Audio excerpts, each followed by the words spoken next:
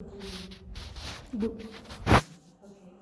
Hello, good afternoon everyone. Today we are going to discuss our tenses and we'll just take the overview of tenses as we have already described all these things in your classes.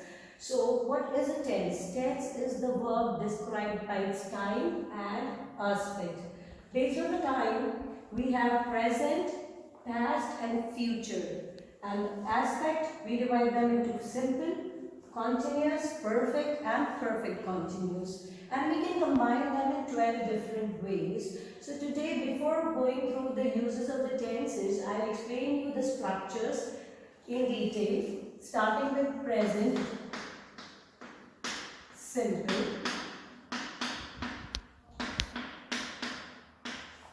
affirmative sentence. In this, every sentence has a structure called subject plus verb plus object. First of all, subject. What is your subject? It can be singular and it can be plural. Right? And based on the subject, we take the verb in its original form or we take S or ES form. Means verb in singular form or verb in plural form and its object. So, this is for affirmative sentence, for present simple, and for negative we take subject depending on the singular plural we use do and does plus verb in its original form and object. Here we do not put S or ES because does and do will do that purpose. And then we have interrogative sentences, and for interrogative sentences we have do and does plus plus subject plus verb plus object and a question mark. The final sentence punctuation falls like a question mark. So this is for present simple. Now we are going to move on to the present continuous. Based on this aspect, the verb takes be form. Be form in present is, and are, plus verb will take the ing form, plus we'll add an object here. For negative, we do not have to use do or does. We'll use the be form plus not. Our verb will remain same as verb in the ing form plus object. And for the questions, for interrogative sentences, we'll use be form. Is and are depending on the subject, whether it is singular or it's plural, we use the be form plus verb in ing form plus object and question mark. So, for example, for singular for continuous sentence, she is writing a book. For negative, it will be she is not writing a book. And for interrogative, is she writing a book? Now look closely. Our subject pronoun is she, which is for singular. So we have used the be form is. Depending on the subject, we will use our be form. And she is not writing a book. And is she writing a book? And we'll put a final sentence punctuation as question mark here. Here we'll take a full stop and a full stop here. Now we'll move on to the present perfect tense.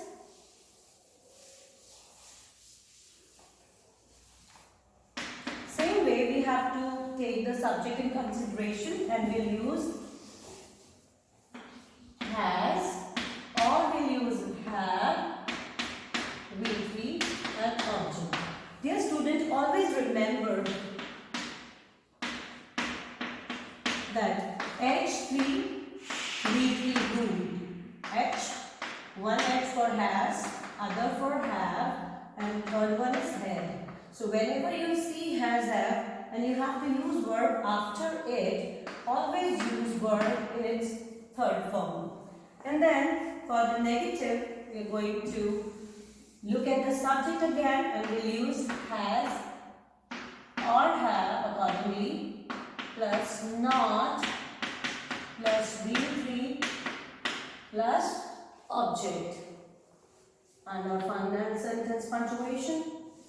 And for interrogative, we have to decide based on the subject again, has or have, plus our subject, plus verb in third form, plus object and a question. Now look at the example closely. She has written a book. She has not written a book. Okay, suppose we are changing the subject here. Have they, so the word they suggests the plural pronoun subject. So we are going to use have, not has here. Have they written a book? So this is for present perfect. The same way we'll move for the present perfect continuous tense now. Yes. The subject again we have to put in the consideration, as I told you, it is a continuous tense. So we are going to add one word here, that is called been, plus again the same way in continuous we have to use verb in its ing form, plus object. Now moving on to the negative, the subject plus your has or your have, again the being first, plus not, plus been, verb in its ing form, plus object. Clear? And now we have interrogative sentence. So your has, have will come at its first position, because wherever we are going to make a question, we have to put the auxiliary verb at the first position. You remember that? Has, have, plus subject, plus been, plus verb in its ing form, plus object and a question mark. Now look at the examples. For affirmative sentence, we have she, or we could change the subject like you. Again we have to follow the rule. Depending on the subject, we'll use you have been writing a book.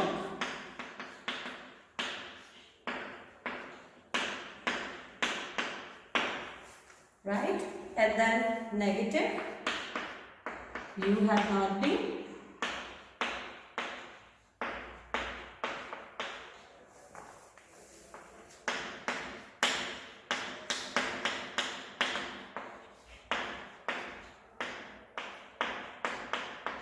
Same way you are going to make a question, have you been writing a book? Alright? Now if we move on towards the past tense suggests the use of the time period which is finished. Now we are going to talk about the structures first, and then we are going to study in brief about the uses of the other tenses. First we need to understand the structures. Past simple. Here also we don't have to consider any other thing. We don't have to look at the subject whether it is in its singular form or it's in plural form. We should have a subject as per the sentence structure, and we'll take the verb its second form plus object.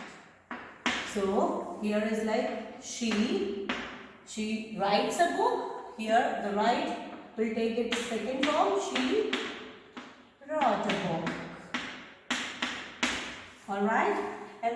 have negative. For negative, we have a structure called subject plus did not. We do not have to see the comparison of do and does here. We are not going to see the subject. For every subject, whether it is singular or your plural, we have to use only did not. And verb will not be V2 now, it will be V1 plus object. So, she did not write, not wrote. She did not write a book. And here we have the question or interrogative. We are going to again overlook the subject. Every time did plus subject, verb in its first form plus object in a question. Now I am going to ask you, did she write a book? Yes. It may be yes, it may be no, depends. Did she write a book? So this is for our past simple. Same way as we have present continuous, we have past continuous aspect also. Now I am going to go a little faster. I am not going to give you example. I am going to just discuss the structures and then review. Your subject is like be form for the past is not is MR. It is was and were. Here you need to see the subject in its singular and plural form to decide whether you are going to use was or you are going to use were. So, depending on the subject, use singular, or it is plural, use was and were. As it is a continuous tense, we are going to use verb in its ing form plus object. And for negative, it is all clear. Was, were.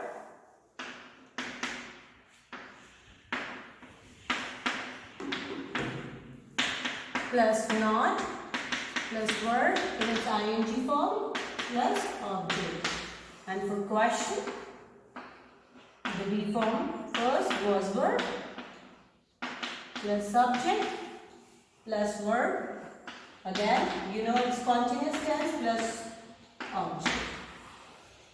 Moving on with the perfect structure.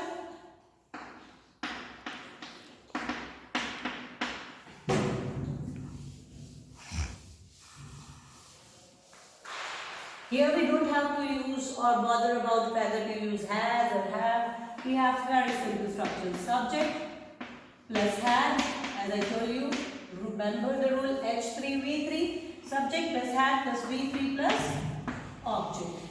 For negative, hadn't.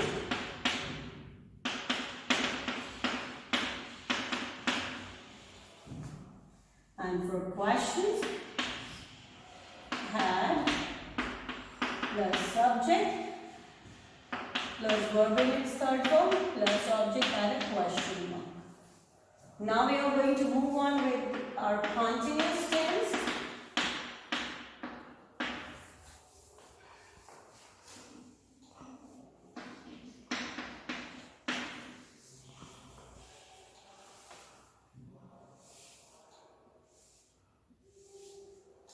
Here we have to again add the word called being.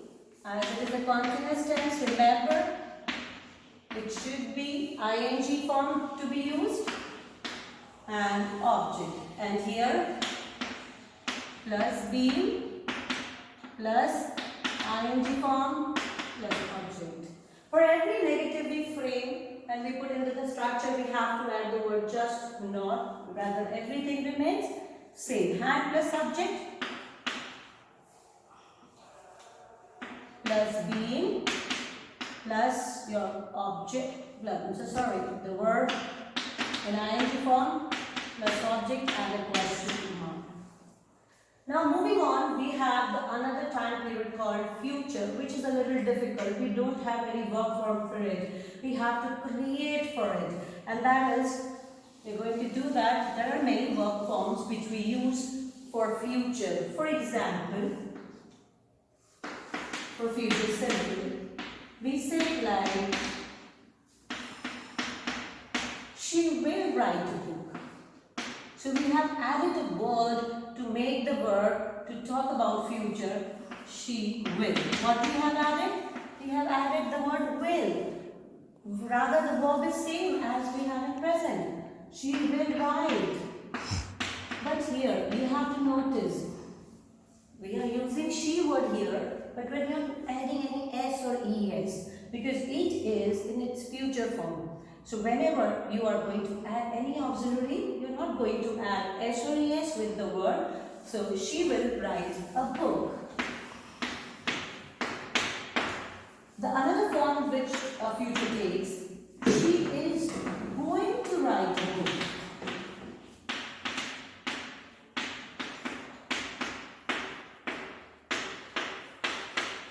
What does that mean? I've explained you in detail what is the difference between will and is going to form or be going to form. Alright, dear children, just need to understand what is the form actually we use to create future simple. Sometimes we say she might write a book. Depending on the meaning we have in the brain, we use all these situations. She might write a book. Or we could say she could write a book. That also suggests the future time action. Alright. So now we are moving on to future continuous. For continuous we have simple will plus be. Subject, you have to will plus be plus verb in its ing form plus object. So here from, if you take this example, she will be writing a book.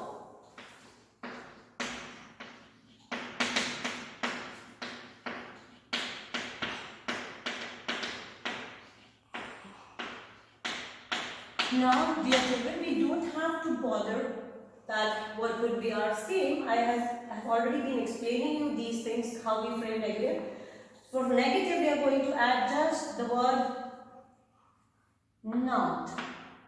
What we have to do is, we have to add the verb not.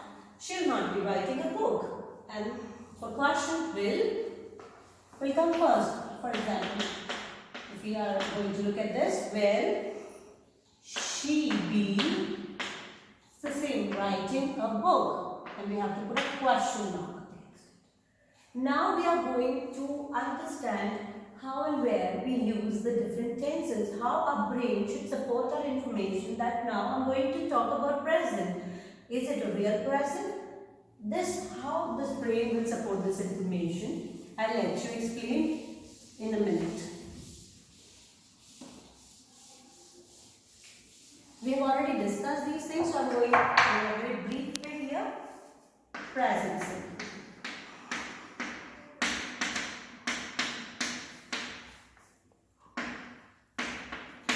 We use it in general for telling a fact, a habit, and a regular action.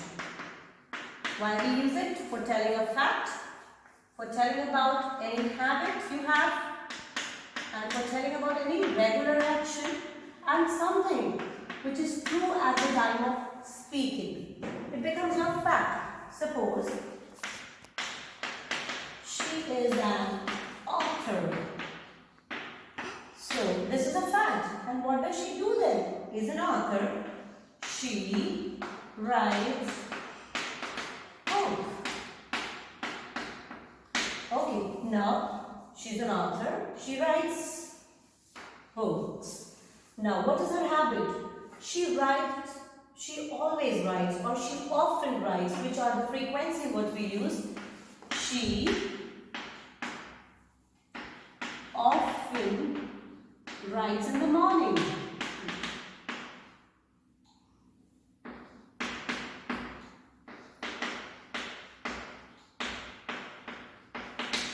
So, regular action, for example, she writes 2 books or 3 books every year, every month. It makes the action regular.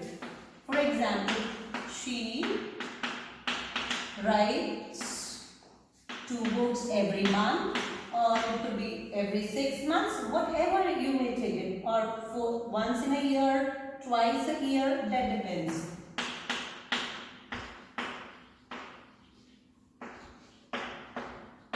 Whichever frequency what you have in your brain, you can put depending on the information you want to convey to others. And this is for present simple. Now we are moving on how we use present continuous. So present continuous, dear children, we use when we are talking about the action which is happening now. Suppose I am teaching you, that means I am doing this work at the moment. At particular moment what I am doing. This is for what is currently happening. What is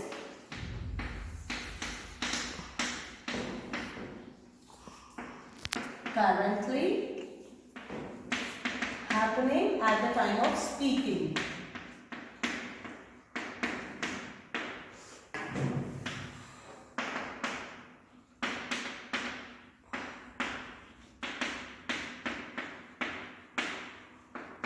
So, what is happening at the time of speaking? You are teaching, I'm teaching, or maybe our author is writing a book currently. She is teaching at the moment, or my teacher is teaching at the moment. There are some words which helps us to distinguish between the present simple and continuous. For example, at the moment, nowadays, these days,